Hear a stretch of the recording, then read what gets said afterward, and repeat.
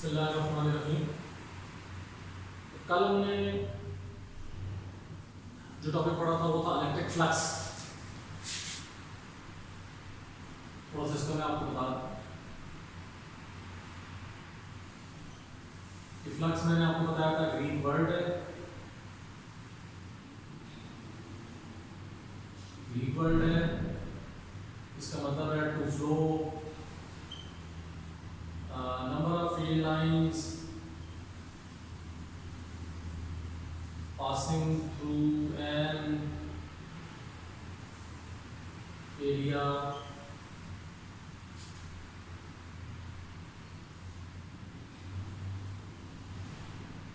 Dot product of, ये सारी चीजें हमने कल पढ़ी है। Dot product of electric intensity and area denoted by phi e is equal to E dot A। अच्छा, ये एरिया भी हो सकता है और एलिमेंट ऑफ एरिया भी हो सकता है। एरिया का एक छोटा सा एलिमेंट या टुकड़ा ये भी हो सकता है आपके पास। phi e इससे डिनोट किया। E directed from vector quantity है, directed from positive charge to negative charge।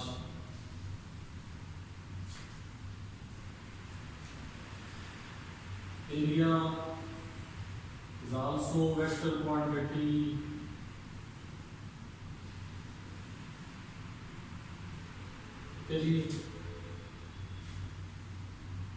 given by direction is given by right hand rule। Direction is given by right hand।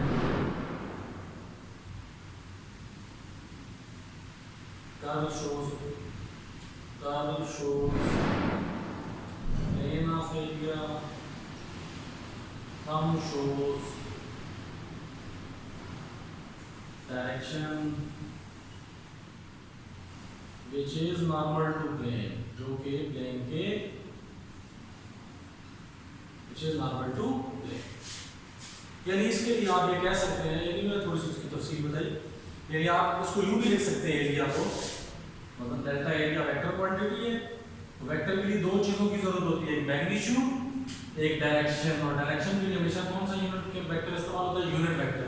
और ये N unit vector means normal, यानी हर उस vector की direction show करना जो किसी सरफेस के नॉर्मल है, किसी सरफेस के परपेंडिकुलर है, उसके लिए आप क्या इस्तेमाल करते हैं? Unit vector. ये देख लीजिए, मैग्नीट्यूड हो गया, ये डायरेक्शन हो गई। एंड नॉर्मल ये क्या शो कर रहे हैं? Unit vector shows direction of vector normal to plane. मैंने आपको बताया था कि अगर आपके पास ये सरफेस है, मसलन मैं आपको ये बोर्ड ही लेता हूँ, बोर्ड ही लेता हूँ। अब मैं कहता हूँ इस बोर्ड का जो एरिया उसकी डायरेक्शन लो, तो देखो कर्ल ऑफ फिंगर किसको शो करेगा? Plane of finger. थंब किसको शो करेगा? डायरेक्शन। अब आप गौर करें तो ये जो थंब है ये प्लेन के किधर जा रहा है? परपेंडिकुलर नॉर्मल जा रहा है। लिहाजा एरिया की डायरेक्शन अपने ही प्लेन के, अपने ही बाउंड्री के परपेंडिकुलर होगी। और उसमें मैंने आपको ये बताया था कि जब प्लेन इलेक्ट्रिक फील्ड लाइंस के परपेंडिकुलर होगा, ये देख लें, प्लेन जब इलेक्ट्रिक फील्ड लाइंस के परपेंडिकुलर होगा तो डायरेक्शन पैरेलल होगी। जब प्लेन इलेक्ट्रिक फील्ड लाइंस के पैरेलल होगा तो डायरेक्शन इलेक्ट्रिक फील्ड लाइंस के परपेंडिकुलर। और ये जो आपके पास E डॉट ए मैंने आपको बताया था, phi e is equal to EA cos of theta। Theta जो एंगल है आपका, theta angle is between E and direction of A. लेकिन आपने जो हमेशा एंगल लेना है E और डायरेक्शन ऑफ ए के दरमियान, ये ध्यान में रखना है आपने। और जब प्लेन पैरेलल होगा डायरेक्शन परपेंडिकुलर होगी, जब प्लेन परपेंडिकुलर होगा तो डायरेक्शन पैरेलल। अब जी आज जो हम इसी से आगे चलेंगे, जो हमारा टॉपिक है वो है गॉसेस लॉ।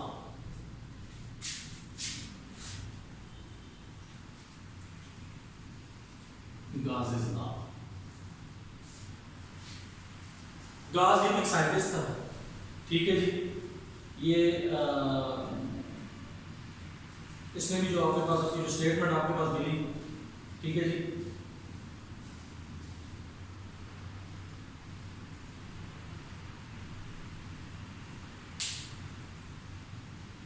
अच्छा, ये जो गासेस का है ये आपका रिलेशनशिप देता है, gives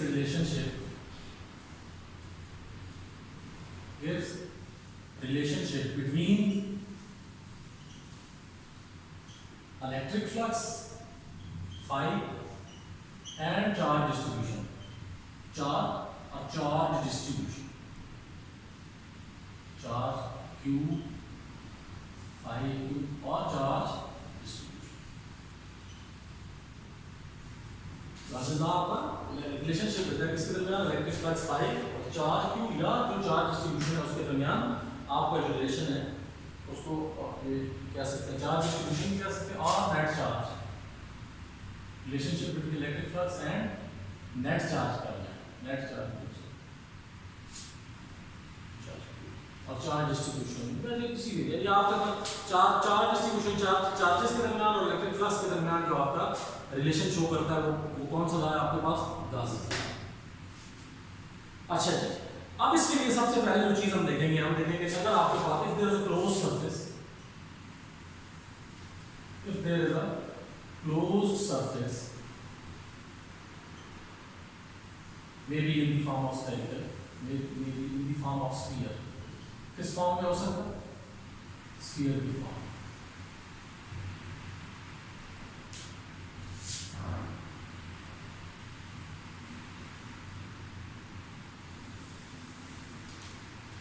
There is a charge q inside the surface. There is a charge q inside a spherical surface. कहते हैं आपके पास चार्ज q होगा spherical surface के अंदर, spherical surface के अंदर आपका एक चार्ज q पर है। सपोज ये चीज है आपके पास, फिगर आपके पास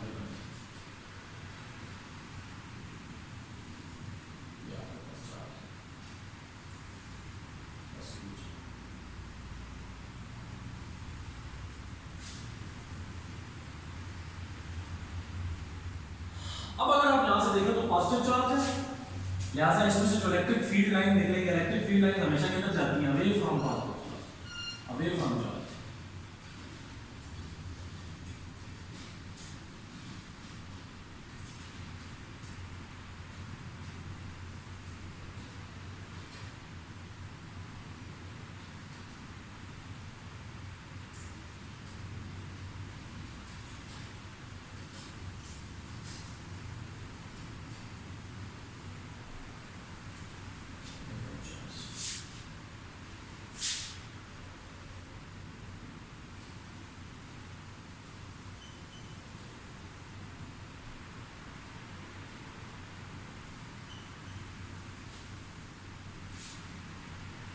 अब यहां पे मैं आपको एक चीज बताऊं, for the measurement of electric flux, बड़ी ये समझने वाली बात है, for the measurement of electric flux surface should be flat, surface should be flat, surface आपको flat होनी चाहिए। now here is a spherical surface, आपके पास यहां पे कौन सी surface है, spherical surface, ये तो curved है,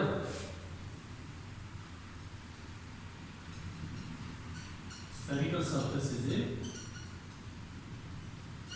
curved surface, spherical surface आपकी क्या है, curved surface। फिर क्या करेंगे, in order to get flat surface, कहते हैं इस पूरी surface का जो आपके पास flat surface लेने के लिए, in order to get flat surface, divide whole sphere divide whole area of sphere into small patches of area.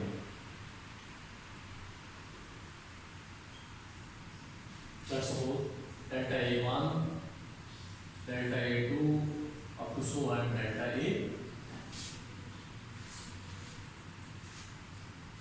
Suppose ये देखिए, ये आपके पास इलेक्ट्रिक E1 है, E2, E3 up to so on. ये सपोज मैं एरिया ले लेता हूँ डेल्टा A1, डेल्टा A2,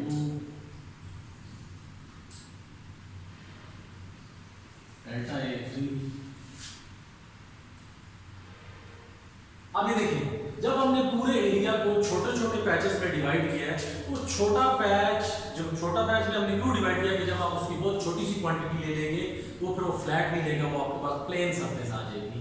जब वो प्लेन सरफेस आ जाएगी तो इलेक्ट्रिक फ्लक्स निकालने के लिए सबसे पहली शर्त ये है कि एरिया आपका फ्लैट होना चाहिए, एरिया आपका प्लेन होना चाहिए। तो जब आप उस एरिया का टोटल जो स्फेरिकल सरफेस एरिया उसे आप छोटे छोटे पैचेस में डिवाइड कर देंगे, तो छोटे पैच के अंदर आपका कर्व खत्म हो जाता है। क्योंकि जानी बात है, छोटा सा टुकड़ा, जब आप किसी भी टेढ़ी मेढ़ी चीज का छोटा सा टुकड़ा लें तो वो आपके पास फ्लैट आता है। तो जब आपके पास वो फ्लैट सरफेस आ जाएगी तो फिर आप सिर्फ उस पर्टिकुलर फ्लैट सरफेस का फ्लक्स निकालेंगे बारी बारी सबका। यानी पहले डेल्टा A1 है, इतना छोटा पैच हमने लिया है, उसके अंदर से कर्व खत्म हो गया, वो फ्लैट सरफेस हमारे पास आ गई, हम डेल्टा A1 के लिए फ्लक्स निकाल लेंगे। फिर इसी तरह अब डेल्टा O छोटा सा एरिया है, वो भी फ्लैट होगा, जाहिर बात है, जो चीज के छोटे होने से उसके अंदर से कर्व खत्म हो जाता है, वो फ्लैट महसूस होती है। तो जब इसका फिर हम flux flat for the flat second patch, उसके लिए हम फ्लक्स लेदर से निकालेंगे। इसी तरह सबसे निकालते निकालते आखिर तक जो एनथ पार्ट है उसका भी निकालेंगे। तो छोटे छोटे पैचेस में डिवाइड करने का मकसद क्या था? इस वजह से था कि इलेक्ट्रिक फ्लक्स के लिए जरूरी है कि एरिया आपका फ्लैट होना चाहिए इलेक्ट्रिक फ्लक्स की मेजरमेंट के लिए।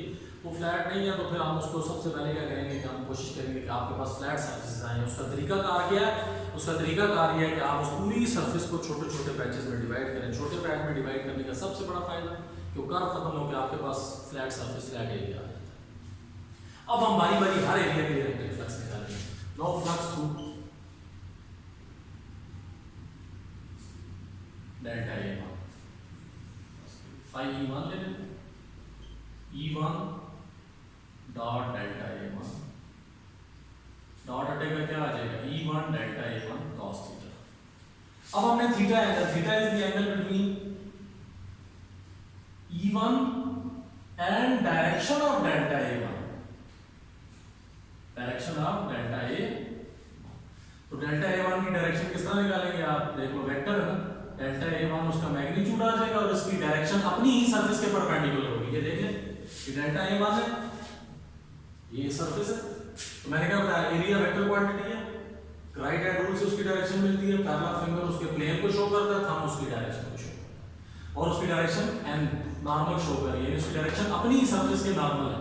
यानी यूनिट वेक्टर याद रखना, जहां भी इस्तेमाल होगा समझ जाओ कि उस वेक्टर की डायरेक्शन अब सरफेस के परपेंडिकुलर है।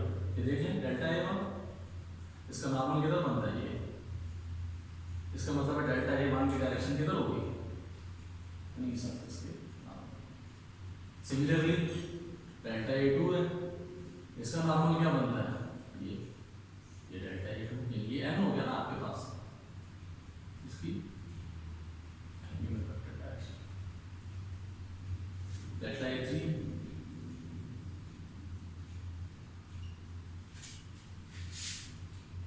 अब अगर आप किसी देख लें तो इसका मतलब फिर क्या हुआ? तो as E1 and direction of delta A1 are parallel, देखिए E1 के ऊपर A1 की डायरेक्शन, डेल्टा A1 की डायरेक्शन की तो सेम डायरेक्शन में, लिहाजा दोनों आपस में क्या हुए? पैरेलल हो गए।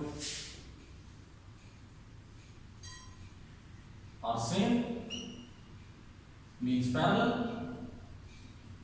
सो थीटा किसके बराबर हो जाएगा? 0 पे। तो E1 डेल्टा A1 cos of 0, cos 0 आपके पास 1 हो जाएगा, E1 डेल्टा A1, this is phi E1। See for flux through delta A2, phi E2 आपके पास क्या हो जाएगा? E2 delta A2, E2 delta A2 cos of theta, ये cos 0 हो जाएगा, यहाँ से आपके पास क्या आ जाएगा? E2 delta A2। ठीक है जी, for area delta A 3 phi E3 is equal to E3 delta A3। इसी तरह ये चलता जाएगा जी आगे। सिमिलरली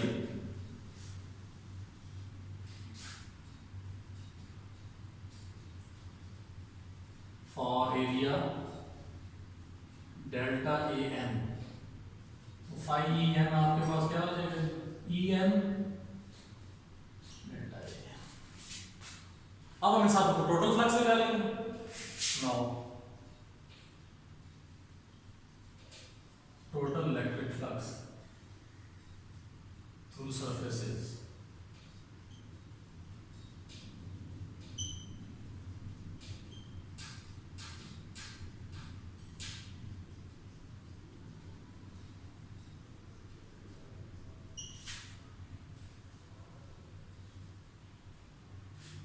सोवर फाई E1 क्या है आपके पास, E1 डेल्टा A1, फाई E2 क्या है, E2 delta A2, EN delta A।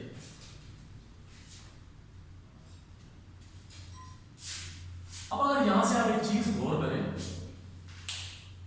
तो आपका एक ही चार्ज है, उसी के इलेक्ट्रिक फील्ड लाइंस हर एरिया तक आ रही हैं और तकरीबन डिस्टेंस भी सेम है, नॉर्मल लिनियर और सेफ डिस्टेंस है।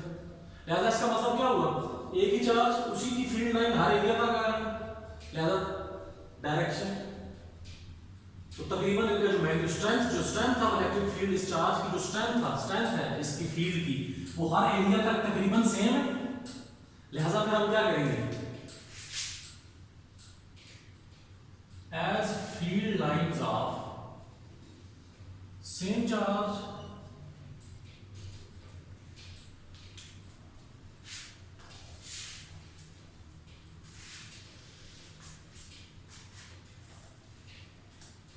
as nearly same quantity of same amount of same field lines approaching to every area।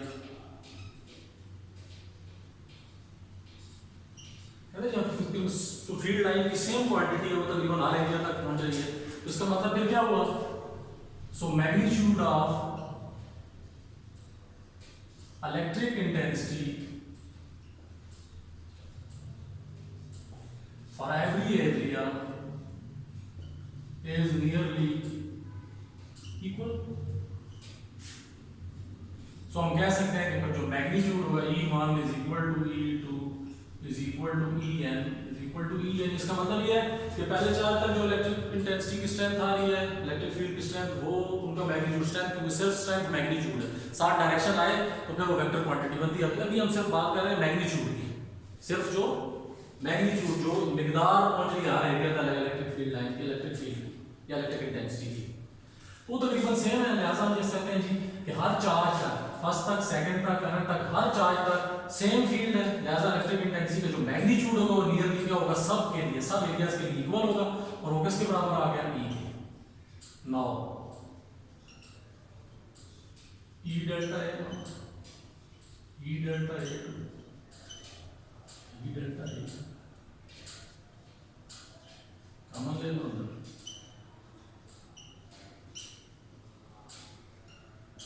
Delta AN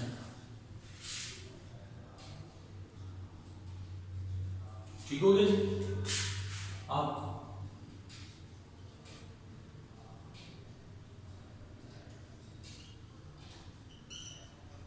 total area of spherical surface, spherical surface का टोटल एरिया,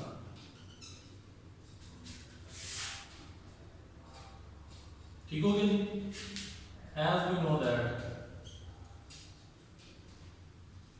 E की value क्या होती है, 1/4πε0 Q over R square, and total area of sphere उसका भी हमें पता है, वो कितना होता है आपके पास, 4πr square. Now by putting these values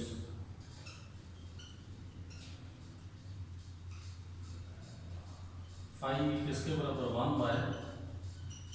1/4πε0 Q over are square, और ये आपके पास क्या हो जाएगा 4πr स्क्वायर। 4π से कैंसिल, आर स्क्वायर से कैंसिल, और आपके पास यहाँ से फ्लक्स क्या आ गया Q/ε0। ये देख लें मैंने क्या बताया, गाउस लॉ किसके दरमियान रिलेशन शो करता है, फ्लक्स और नेट चार्ज के relationship between electric flux and net charge की। तो अगर किसी सरफेस में एक चार्ज हो तो उसका बहुत आसान तरीका गाउस लॉ के मुताबिक क्या होगा, flux is equal to charge over permittivity of free space. Flux क्या होगा आपके पास, यानी गाउस लॉ की यहां से आपके पास एक स्टेटमेंट आ जाएगी। So Gauss's law states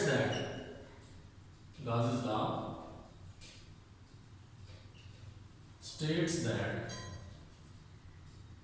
flux through a closed surface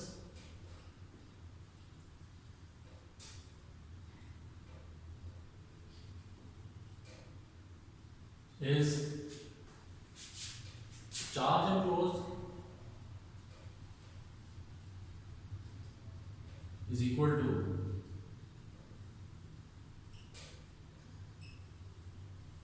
charge enclosed in that surface